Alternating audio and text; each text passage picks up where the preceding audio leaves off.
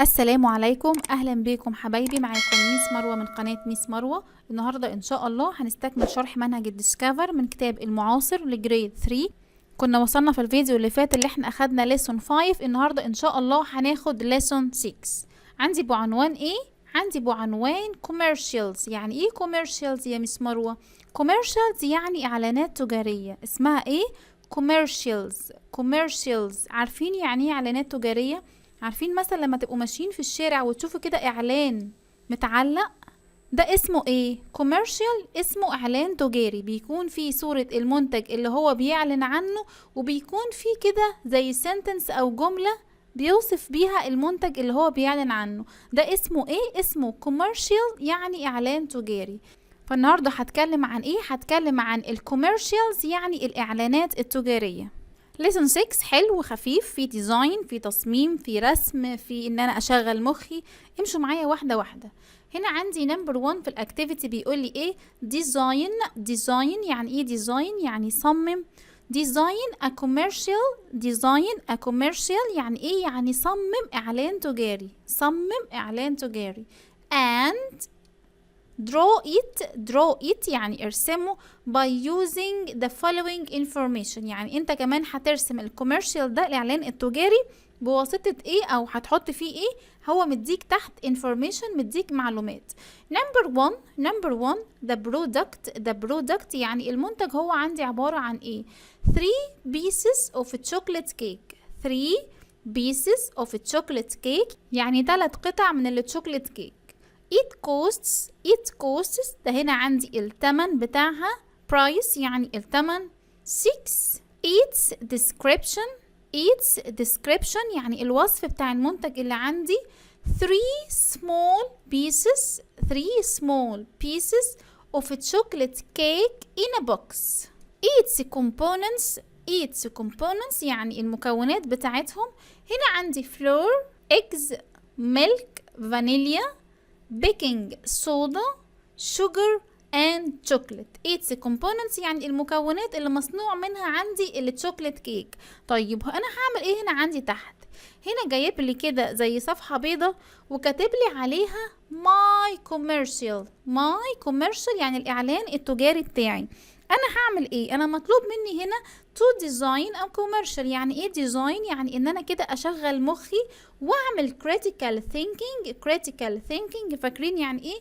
يعني كده اشغل مخي واعمل تفكير نقدي وافكر انا ازاي هصمم commercial يعني اعلان تجاري. تمام؟ هو قال لي ايه هنا عندي في الوصف؟ قال لي 3 small pieces of chocolate cake in a box. يبقى هنزل هنا عندي في الكوميرشال، واول حاجة هرسمها I will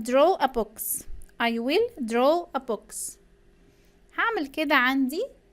بس على فكرة يعني دي مش اسطمبة كلنا هنعملها، لا ده يعني انا كده بعمل تخيل للكوميرشال. يعني ممكن كل واحد منكم يرسم بطريقة معينة او يصمم الكوميرشال بطريقة معينة على حسب ما انت يجي في دماغك انت عايز تعمل ايه.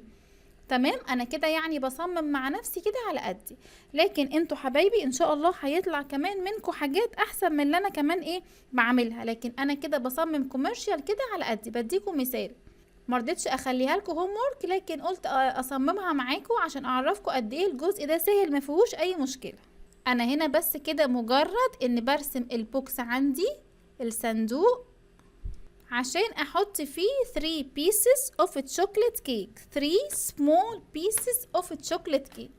طيب انا هنا عايزة ارسم الشوكولات كيك، ممكن اخد كالر تاني وليكن البراون.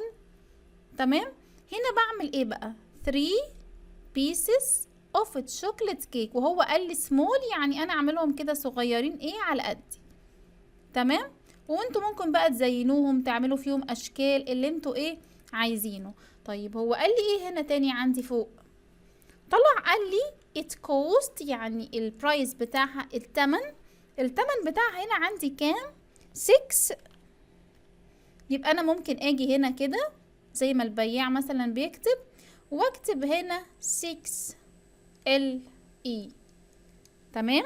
طيب هطلع كده فوق تاني اشوف هنا عندي الكومبوننتس. يعني ايه الكومبوننتس؟ يعني المكونات بتاعتها. هنا عندي فلور، eggs, milk, vanilla, baking soda, sugar and chocolate. ممكن اجي تحت هنا في الكوميرشال بتاعي، في الاعلان التجاري بتاعي، واعمل ايه؟ واعمل كده زي كارت كده او حاجة صغيرة كده، واكتب فيها الكومبوننت، يعني اكتب فيها مكونات الكيك، اكتب فيها مكونات الكيك. يبقى هكتب هنا عندي component، وابدأ هنا اكتب المكونات بتاعت مين؟ بتاعت الشوكليت كيك اللي عندي، وابدأ كده اكتب الكومبوننتس هنا عندي بتوعي. يبقى اللي قدامي ده انا عملت ايه هنا؟ انا عملت ديزاين. انا هنا عندي الكلمة دي مهمة جدا، اسمها ديزاين. يعني ايه ديزاين؟ يعني عملت تصميم. عملت ديزاين لايه؟ كوميرشال يعني اعلان تجاري. الجزء ده ما فيش فيه اي مشكلة، ده كده بالنسبة لليسن 6 ما فيهوش اي مشكلة. كل واحد هنا هيرسم الكوميرشال بتاعه بطريقته هو. هنا عندي في lesson 7 بيقول لي ايه؟ your assessment يعني تقييمك انت، يعني هو هنا بيقيمك. بيقول لي هنا عندي في الاكتيفيتي look at the following commercial. هو هنا بالنسبة لي ده هنا ايه؟ commercial يعني اعلان تجاري. look at بيطلب مني ان انا ابص عليه. then بعد كده هعمل ايه؟ answer the question يعني اجاوب على الاسئلة اللي تحت عندي. نيجي نبص هنا على الكوميرشال عندي بيتكلم عن ايه. هنا بيتكلم عن الناتشرال جوس يعني العصير الطبيعي. natural juice provides our bodies يعني بيمد جسمنا with minerals المعادن and vitamins. يعني هنا بيديني كده نبذة عن الكوميرشال اللي بيتكلم عن ايه. بيتكلم عن الناتشرال جوس. هنا عندي نشوف الجوس عندي. هنا عندي اورنج، ابل، مانجو، جوافة. هنا عندي بيقول لي ايه؟ the product يعني اسم المنتج عندي اسمه ايه؟ natural juice يعني عصير طبيعي.